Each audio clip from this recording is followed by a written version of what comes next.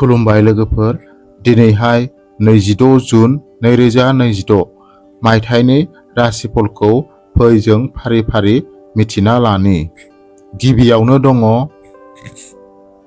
मेष राशि। दिनैनि साना नोंथांनि मुवा बेसादफोरनि सुख सुबिदा आरो धोन सम्पथिफोरखौ बांहोगोन।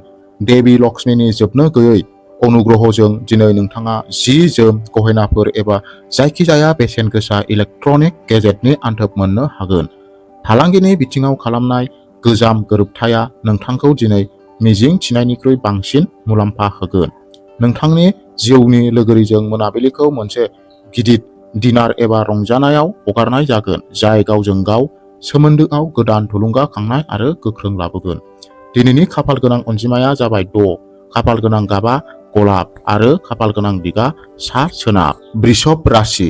दिनैनि साना नोंथांनि राशिनि बिगोमा शुक्र ग्रहनि अनुग्रहजों नोंथांनि व्यक्तिबादआव मोनसे रुजुजायै समायना लाबोगोन। आरिमु, देंखो, फेशन, डिजाइनिं आरो फाव खालामनाय बिथिंजों सोमोन्दो थानाय सुबुंफोरनि थाखाय दिनै मोनसे गिदिर बुहुमनां जाफुंसारनाय फोरमान जानो हागौ। साख्रि मावनाय सुबुंफोरा मावख'नि लोगोफोरनिफ्राय आबुं हेफाजाब मोनगोन, जायनि जाहोनाव नोंथांनि थाबथानाय जायखिजाया मावथांखिया समनि सिगां आबुं जागोन। रांखान्थियारि थासारिया जोबोद गोख्रों जागोन। दिनैनि खाफाल गोनां अनजिमाया 1, खाफाल गोनां गाबा गुफुर आरो दिगा सानजा। मिथुन राशि। दिनै फालांगियारि सोमोन्दो आरो गोदान गोरोबथाफोरनि थाखाय जोबोद खाफाल गोनां सान जागोन। नोंथांनि गोख्रों थिरांथा लानो हानाय गोहो आरो मेलेमनि थाखाय दिनै हाथायाव नोंथांनि फोथायथि आरो अनसायनाय मोननैयावबो जोबोद बांगोन। फरायसाफोरा गावसोरनि गोजाम आनजाद एबा इन्टारभिउनि जोबोद गोजोनथाव फिथाइ मोनगोन। मोजां मोनज्लायनायनि जिउआव रमान्स आरो फोथायनायआ बांगोन, जाय नोंथांखौ जोबोद गोजोन होनो हागौ। खाफाल गोनां अनजिमाया 4, खाफाल गोनां गाबा गोथां गाब आरो खाफाल गोनां दिगआ साहा।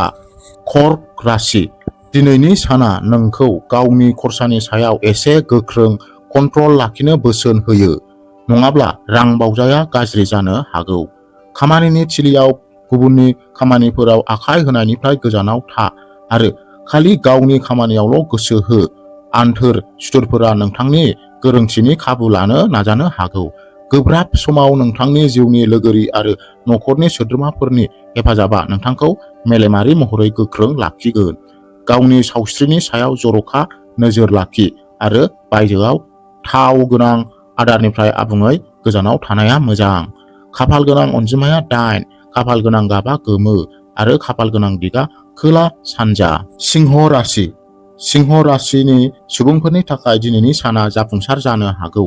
जुदि नोंथांनि गोजाम राङा हाथाइ एबा सोरखारि बिफानाव थाबथानानै दंमोन, अब्ला दिनै बेखौ हरखाबै हरफिननो हायो। जायफोरा गोदान साख्रिनि थाखाय नाजागासिनो दंमोन, बिथांमोनहा दिनै मोनसे मुंदांखा माल्टिनेशनेल कम्पानिनिफ्राय गोसो बोनो हाथाव अफार मोननो हागौ।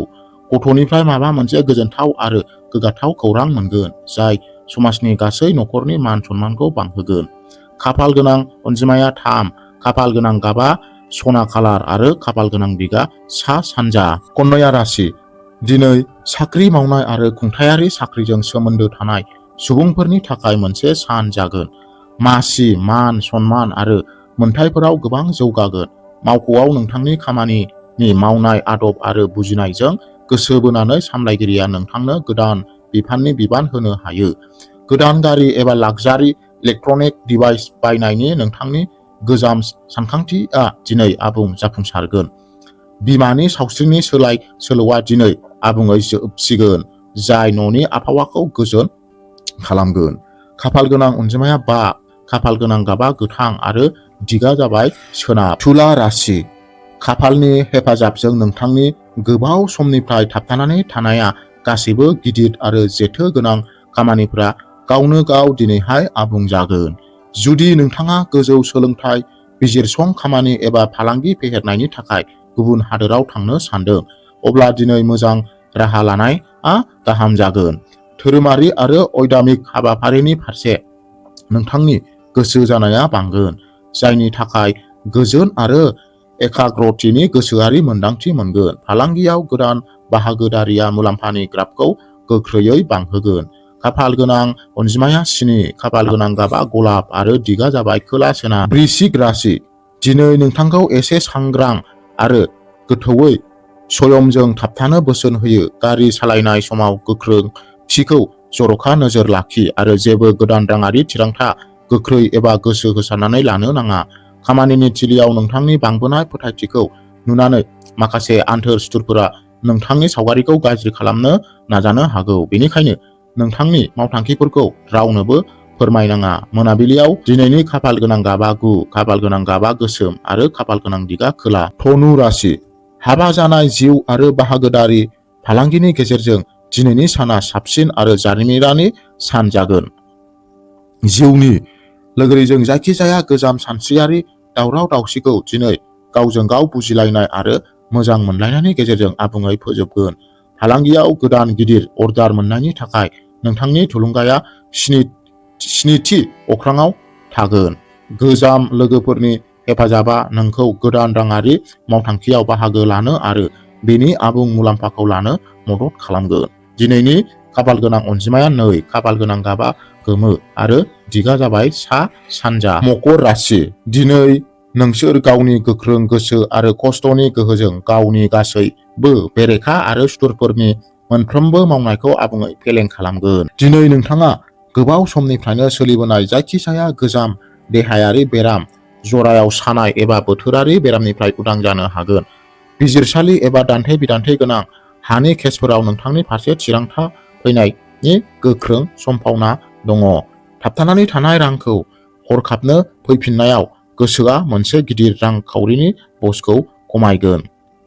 दिनैनि खाफाल गोनां गाबा 11, खाफाल गोनां गाब नेभि ब्लु आरो खाफाल गोनां दिगा खोला सोनाब। कुम्भ राशि, दिनै नोंथांनि मेलेमारि सांग्रांथिनि थाखो, गोदान टेकनिकेल सानस्रि आरो सोरजिलु गोहोआ जोबोद साबसिन जागोन, जायनि जाहोनाव नोंथाङा खामानिनि थिलिनि जेथो गोनां जेंनाफोरखौ गोरलैयैनो सुस्रांनो हागोन।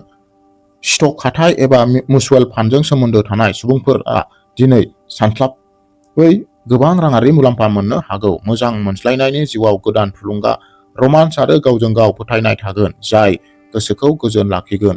फरायसाफोरा गाव गावनि गोसोबायदि फरायसालियाव मुं थिसननो हागोन। दिनैनि खाफाल गोनां अनजिमाया 12, खाफाल गोनां गाबा गोसोम, खाफाल गोनां दिगा सोनाब। मीन राशि, दिनै नोंथांनि गासै नोजोरा बेसादारि सुबिदाफोरनि जौगानाय, गोदान जि-जोम बायनाय आरो हा-हु न' लुनायनि आयदाफोराव गोसो होगोन। गोदान न', फ्लेट एबा सम्पथि बायनायनि सौदाया दिनै गोख्रैथि मोनगोन आरो गोरोबथाया थि जानो हागौ। बिमानि सावस्रियाव गोबां जौगानायनि जाहोनाव न'नि आबहावाया गोजोन आरो मोजां जागोन।